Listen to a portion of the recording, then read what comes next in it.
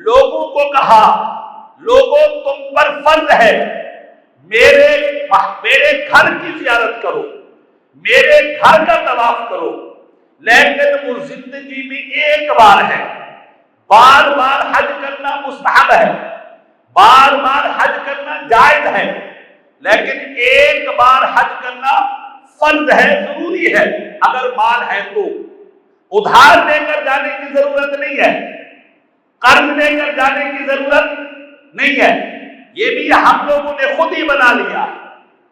اب اچھے کاموں کو بھی ہم جب کرنے لگتے ہیں تو ادھار لینا پڑے تو وہ لے لیتے ہیں، قرض لینا پڑے تو وہ لے لیتے ہیں، سود لینا پڑے تو معاذ اللہ وہ لے لیتے ہیں کہ حضرت یہ تو کرنا ہے نا۔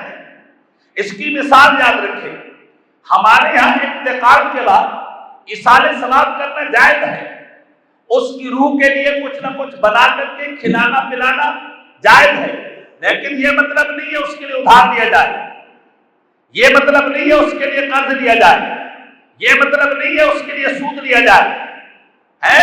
یہ تمہیں کس نے کہا ہے کہ اگر آپ نے جمعرات کرنی ہے تو قرض لے کر کے کریں، کل خالی کرنی ہے تو قرض لے کر کے کریں، ایصال ثواب کا اہتمام کرنا ہے تو سود لے کر کے کریں؟ تمہیں کس نے کہا ہے؟ تمہیں نہیں پتا، کرتے تم ہو، بھرتے ہم ہیں۔ اعتراض ہم پر ہوتا ہے، اعتراض بریلویوں پر ہوتا ہے، اعتراض اماموں پر ہوتا ہے، اعتراض خطیبوں پر ہوتا ہے۔ ہم تو بتا رہے ہیں میرے بھائی، آپ اپنی ناک بچانے کے لیے ہمیں تو شرمندہ نہ کریں۔ تمہیں کس نے کہا ہے کہ تم ادھار لے کر کے کل خالی کرو؟ بالکل جائز نہیں ہے۔